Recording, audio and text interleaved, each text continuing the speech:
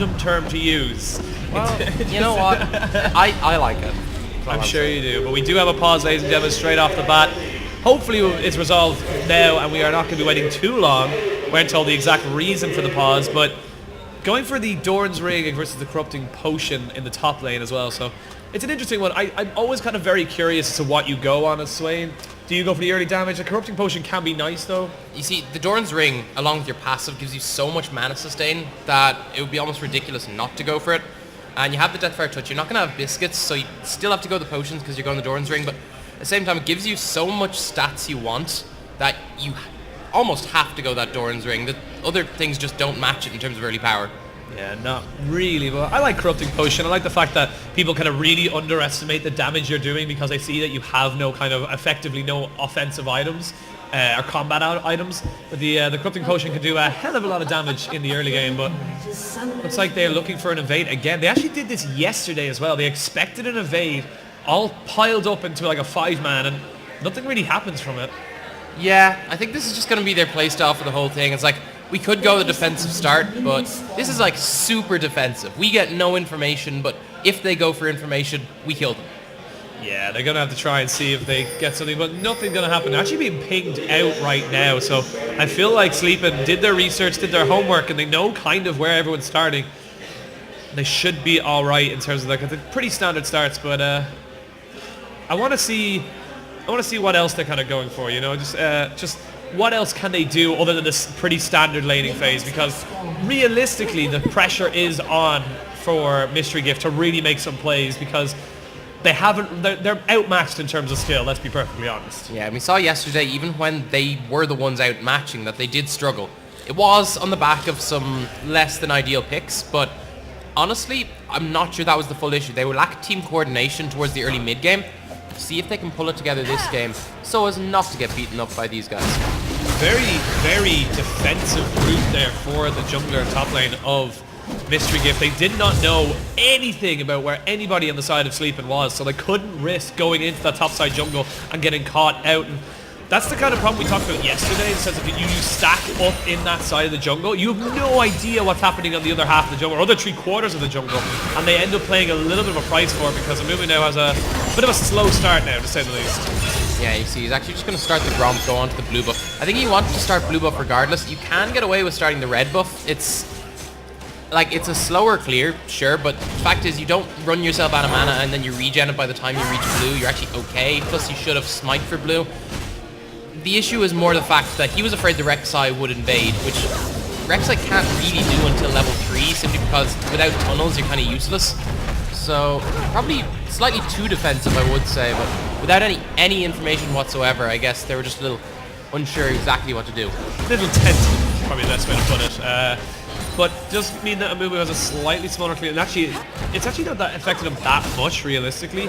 As you see, Rek'Sai went Gwomp, Wolves, then to red buff, back over to blue buff, which I might think that might be giving that over to Lissandra. It would make perfect sense, as you know, Rek'Sai doesn't actually need the mana or the cooldown reduction realistically, so he might be handing that over. Well, normally when you see people not do their buffs, what they do is they wait, they clear out all the other camps, and then you back, and then you do a full clear. It means your buffs last for when you plan on ganking after your second rotation. However, this time it seems that he just left blue up for reasons unknown, to be honest, because he's not handing it over to the mid laner, as you said, which might have made sense. It would be a suboptimal clear regardless, but I think he's just kind of running around the place. Not entirely sure exactly what he's going for with that one. It will put him slightly behind in terms of XP, and when you're a Rek'Sai getting out-farmed by an Amumu, you have to think, maybe this path wasn't the ideal one. Yeah, maybe it wasn't the perfect opportunity, or perfect, pathing, as you say, but I'm curious as to what the kind of, the kind of thought process? Yeah, the thought process was behind that, because doing your Gwomp and your Wolves is fine, and then giving your blue buff over to your mid laner is totally fine, but kind of went in, tried to find something, didn't really get anything off it, but as I say that now, he's going to hide himself, a little bit hiding now, might be able to catch out the Soraka, got to do some tunnels, knocks him up, and not quite actually, the silence and the snare, very nicely done there by Dark Magic, keeps the bot lane safe, but good intentions there from Curtis as well, so he's making sure that he keeps them aware that he's around. Yeah, but you see, the silence actually stops Rek'Sai from being able to unburrow at all, so you're basically blind while you're in that burrowed state. You can only see people through tremor sense unless you're like melee range to them. So it's a pretty frustrating thing because you can't properly see that you're on the silence field either. So you're kind of wondering exactly why you're not jumping up. End up getting snared because of it and the gank turning to naught. I want to know if like, oh, I'll say that now. I'm not going to go into full combo, but I want to know if, you know, these teams kind of go into these kind of things. Like we saw the Rengar support yesterday, but I want to know the thought process where they kind of go, you know, this seems like a good idea, and a 50-minute game is really, really long for anybody, and I just want to know why they think that was a good idea. You My know? thought process is it must just be kind of, hey, weekend out. Yeah, that's true. Maybe they wanted to enjoy the con, and you know, Yeah. they didn't want to actually Like, play we today. need to get knocked out early. Yeah, we Guys, we won. damn it. Double elimination, screw you. But yeah, nothing too crazy happening in the lanes either. It's actually a bit of a CS lead for Jax in the bot side. As you see now, TP coming in from Kevlar even. I was going to see a little bit of engagement. 3v1, DX Trickster, or DC Trickster is going to be the sacrificial lamb for this. Will he be first blood? He flashes away. Esper Boss follows him over. Will he be able to get away from this? I don't know if Esper Boss wants to go for this. He can't go for this. And they do not get first blood. They burn a couple of flashes and a TP. But overall, and realistically, not really working out for the side of Sleeping. Yeah, that was very ambitious by the Lissandra. Only as the Negatron cloak in terms of, well, I'd say damage, is building towards that Abyssal still. So no damage, no level 6 to lock someone up. So that's why they end up coming out, no kills and flashes down. Flashes down, TP's down. Pressure kind of going back in favor of Ghoul as well into this mid lane. They've got to be careful. They don't want to kind of, you know, do that too often. If you do that a little bit too often, you don't get the goods for investing the time and the effort into it. You might end up in a situation where LeBlanc could one-shot you. Like, LeBlanc hasn't gone back for items yet. LeBlanc is still sitting on about 1,500 gold.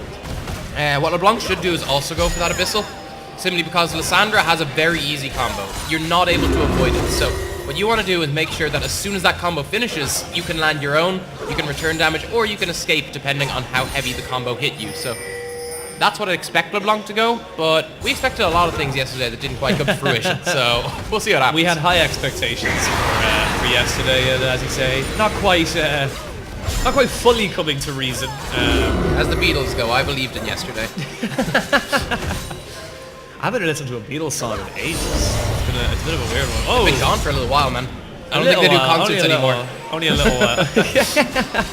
Black Sabbath are doing concerts after their last tour very soon. I'm very excited for that.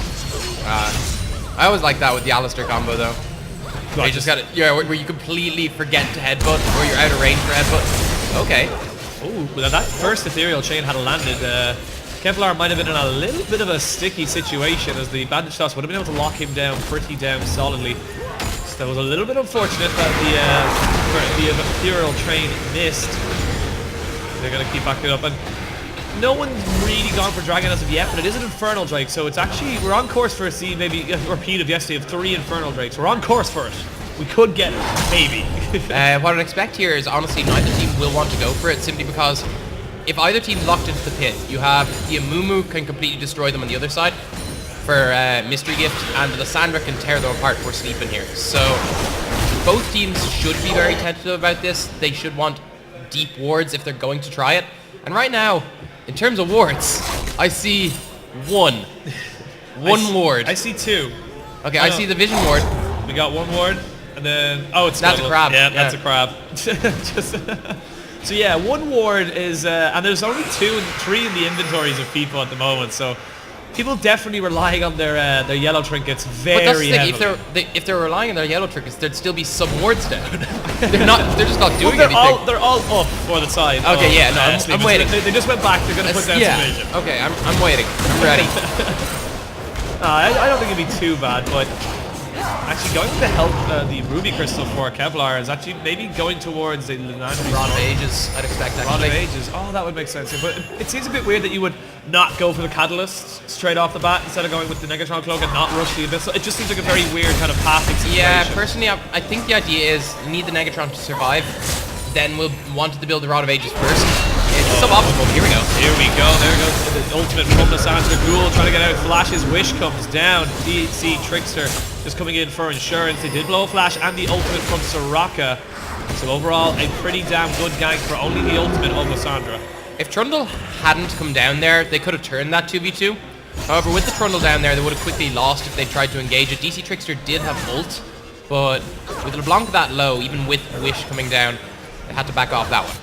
Yeah, they really did have to back off. They are hovering around this Infernal Drake, which has been started by Curtis. He's going to take a good bit of damage now, about 3 or 4 shots, which is not what you want to be doing. I don't think he actually expected to proc it when he unburrowed. I think he was hoping he could unburrow to take out the ward, but here we go. Ooh, that was a good bit of harass damage there from Ghoul on top of Kevlar. Kevlar really not enjoying this laning phase right now, but not doing poorly either. He just needs to be a little bit careful because even with that Negatron Plug and the Catalyst, he's still got to be super, super careful because Ghoul has got the Ignite, has got the pressure to kill in this lane. I just realized the irony of someone called Kevlar being forced to build fully defensive. God damn it. That's all I could say, but Vision being cleared out, and we are still looking at a couple of wards. Very defensive pink ward just in the blue side, or red side jungle for the side of Mystery Gifts. We have a third commentator. But they are looking to try and maybe go for the dragon. They're putting a lot of pressure down on this bottom side, so they need to go for something. Curtis definitely looking to see if he can get something out of it, because one good play at this stage, 11 minutes in, they could get a dragon and even possibly a Rift Herald if they really wanted to. The death timers are around the 20-second mark now at this stage, so... Yeah, I think I'd want to see a player made around the bot side of the map, just in the bot lane itself, because as soon as the bot lane goes down, that should be a relatively free dragon for you.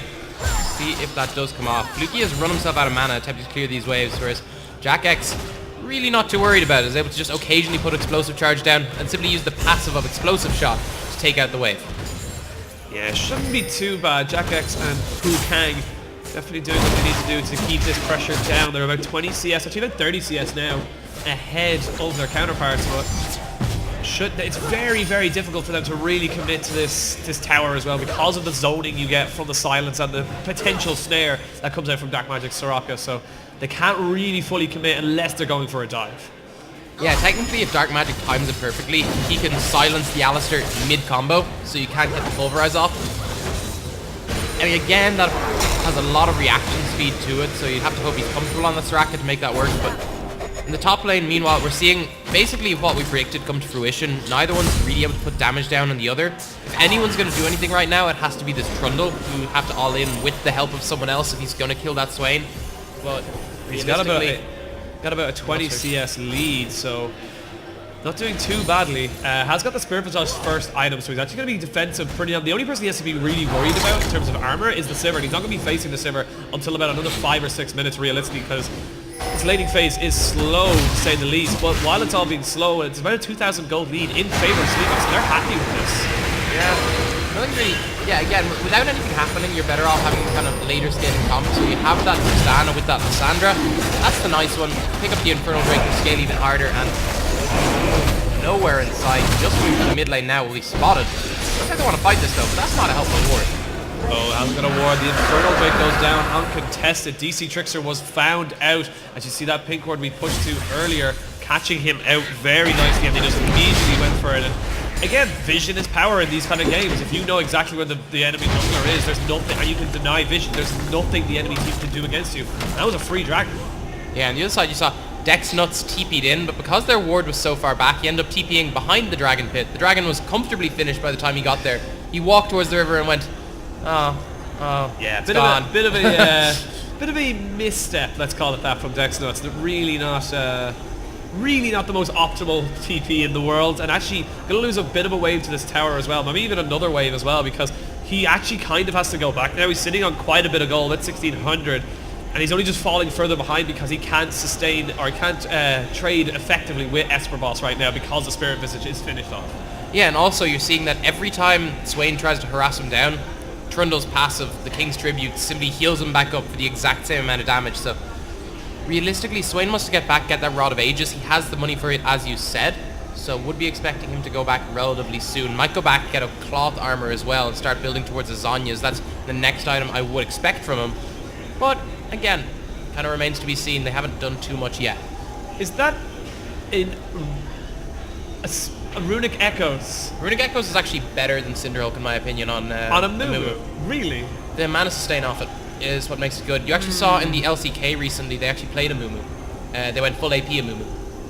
God damn it. That's good. That's stupid. It won. It won very hard. Yeah, but the people playing here aren't in the LCK. No, but I'm saying the fact that it can be played there shows that it's a possible champion to work around. However, I've also seen Faker play Galio in the LCK. Galio is also something I'd say is fine.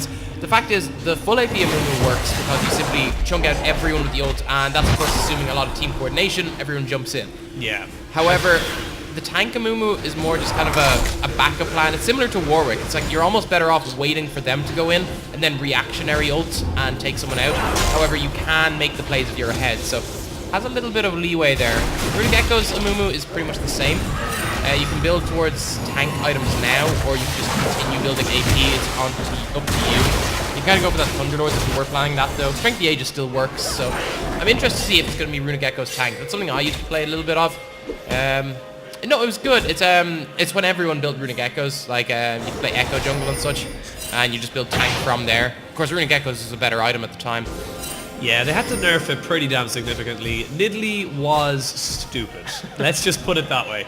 And Still is. yeah, I hate Nidalee. Nidalee is so... Let's move to one of the most high mobility champions in the game. We see a bit of a hard engage coming in. We've got TP coming in as well. Let's see that he's going to be the Lissandra popping in. Going to use the claw to try and get in range for it. They jump in, exhausting, go down on the Kevlar. They use the wish. They're not actually able to get much down off it. Ignite goes down. Dark Magic's going to be first blooded.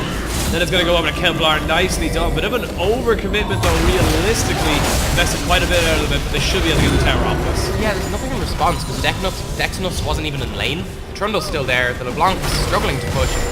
I'm a little confused as to why Soraka didn't just silence the Lissandra as she went in. That's one of the best things to do. He had already used it.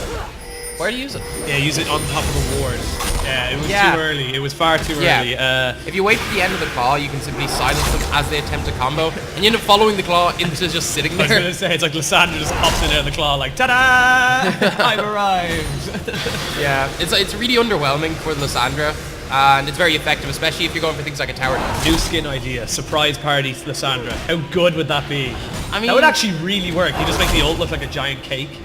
I mean, that would work. It could. I feel like it would be really cluttered if you made it a giant cake in the middle of the game. Well, it's a giant ice person. You're just like stopping someone in the middle of it. Well, I think it would work. I think it would be. I actually don't like a lot of Lissandra skins. I think like the Blood Moon, I don't particularly like. The Blade Mistress is okay, the green one. The green one's fine, but I think it's just like instead of metal, it's ice. Yeah. Instead of ice, it's metal, which is kind of the only thing that's kind of good about it. Yeah, I'll tell Rito later today that surprise party Lissandra would be awesome. Ooh, that's a lot of damage going to Kevlar. Has to back away. Ghoul staying even in CS is behind by that one kill on the Dragon as well, but definitely putting down the pressure. And honestly, this is still fine for Kevlar. He's got the TP, which he's made plays with, whereas the Ignite on Ghoul hasn't actually been used very effectively at all. Yeah, he hasn't been able to get any kills down. Just seems to be so wary of going all in. What you should be doing is you're seeing those quick mimic trades from the LeBlanc. What you want to do is you essentially want to get one of those down, wait for the cooldown, and do a second one. That's literally exactly how you play LeBlanc in lane. You just play super far back, you get one combo off, you get two combos off, and you should kill them in that amount. Should. I mean, the issue with Lissandra is you essentially need to land 4 because once Lissandra ult comes down. However, Mimic's on a very low cooldown. It's not the most difficult thing in the world to get it off.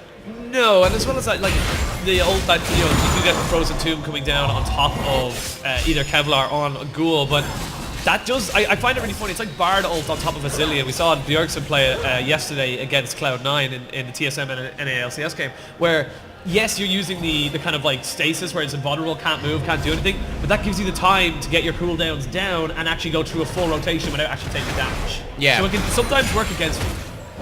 Yeah, I mean, I don't know. Like, it's a very simple combo of you just Distortion, Q, Mimic, E, and get out of there.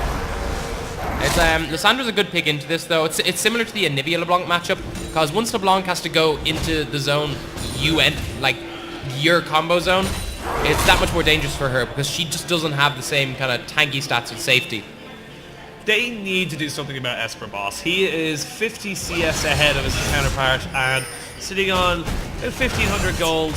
So he's got a lot to work with in this situation. They really need to try and do something, but it looks like they may be going for a dive in the bot lane. But again, DC, Trickster just sitting on top of a ward. He hasn't done anything realistically apart from farm in this entire game. And as an Amumu with the ultimate and the kind of amount of CC you bring to your team, I feel like that's kind of disappointing. The danger of trying to go for this Trundle in the top lane is the fact that he's extremely tanky. He's only built tank stats, no Titanic Hydra. You don't have the damage to kill him, so going up there is literally just wasting their time and giving their bot lane the chance to push out. You're better off leaving Dex Nuts up there because he's not dying to him. He's just not doing as well as he could be. He's not dying to him, but at the same time, like 40, 50 CS is not a position you want to be in. But that's going up there isn't going to shut him down. I think everybody should go up. Surprise party. Even then, because he's so much magic damage on that side, he's built straight Merc Tread, Spirit Visage. I don't think they can kill him with even 3 men up there. Yeah, maybe not. You see now another Infernal Drake, the second one of the game. Will we have a repeat of the perfect dragons from yesterday, as Frosty did make huge amounts of effort to get those two? Let's see, TP coming in very, very early. They're not looking for the flank, but it's going to be Esperboss who's going to have the advantage. He went back to base, he was able to pick up an item. They have started up the dragon. This could be a huge fight incurring. They may go when TP is coming in off the side. Lissandra nowhere to be found right now. Goes in with the ultimate there. Good Amumu.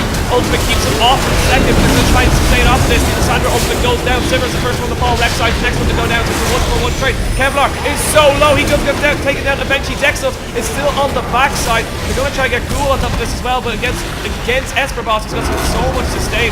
Now we're going to see Jax trying to jump in again. He's getting so much damage. Beatrice the Bird takes him down. Dexos will follow suit. It's a 3-4-4 right now, and the 2 people left on the side of Sleeping trying to jump onto Ghoul. They don't really have a huge amount of damage, but they can pretty sure. Oh, as I say that though, ends up going off pretty quickly. Ghoul distorted away, went back to this distortion, and Esperboss picks himself up a kill. It ends up being 5-for-4.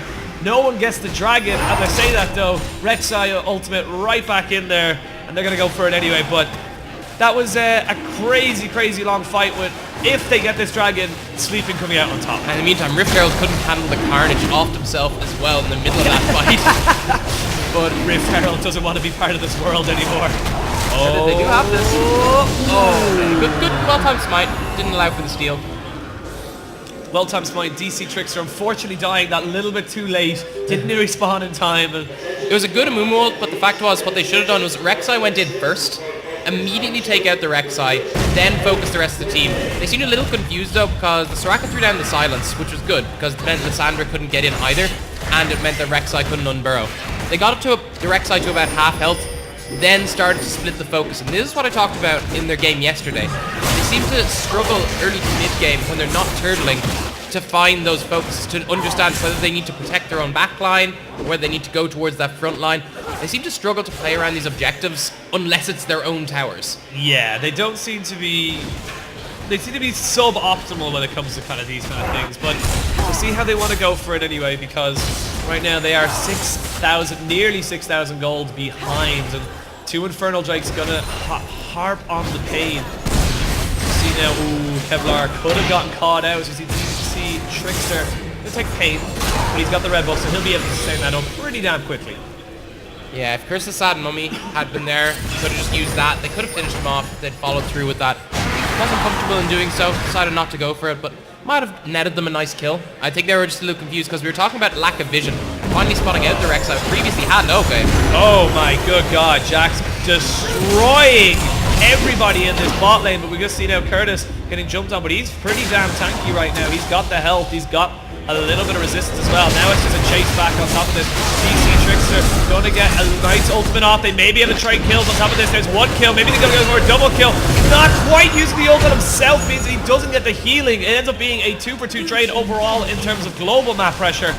Dexnut's going to leave Esperboss to roam around, but honestly I think Esperboss can take this tower, and they're going to keep going the bot lane as well. Yeah, Esperboss has to be the biggest worry for them, because the fact he's able to build so much MR and get away with it means that he's able to beat everyone except that Sivir. Now he's got that Sunfire and another Cloth Armor. It's going to be a real struggle for them. So Esperboss is going to get another tower off us. Yeah, so 3 towers, 2 kills, and they only lose 2 kills in reply.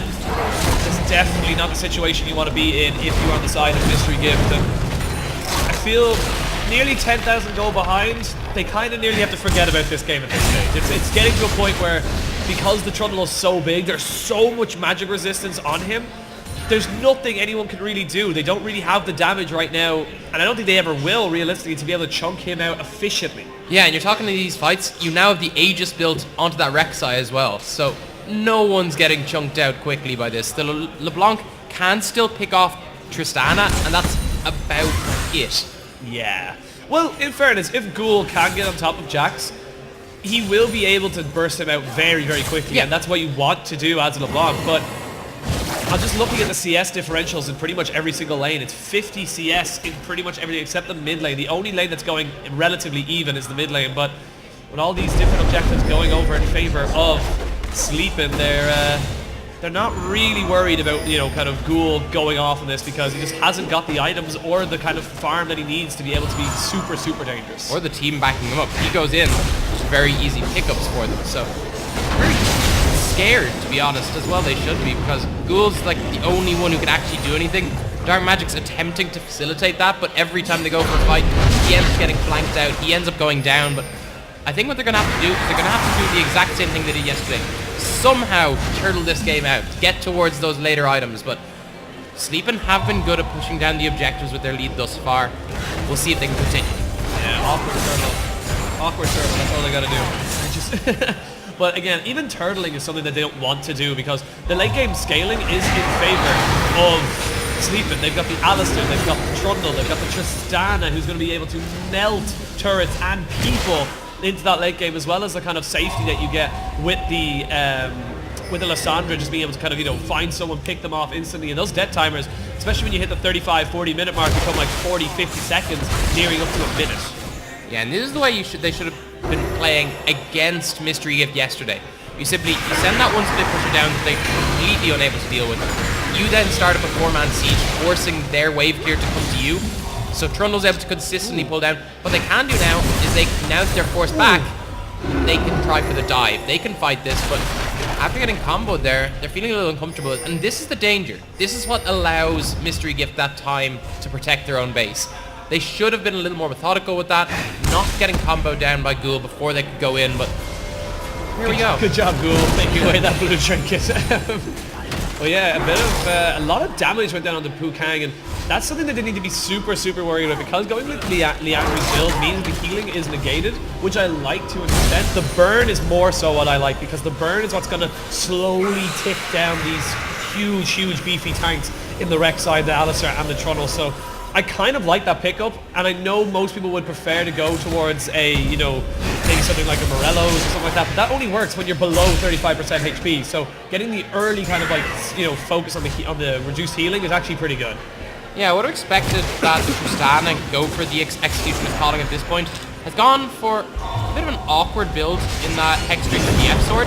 Okay, Dark Magic. No, he should be fine. Flashes away. Don't feel like he needed to at all. Just burns a flash, and with 8 seconds until Dragon spawns, it is an Ocean Drake that is going to be spawning.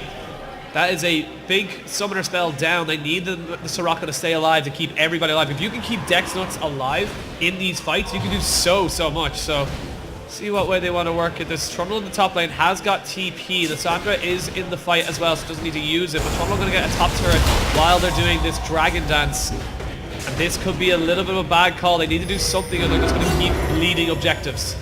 Yeah, and realistically, they don't even need to fight this one. Ocean Drake isn't going to turn this game, but they can fight this. They can win this fight.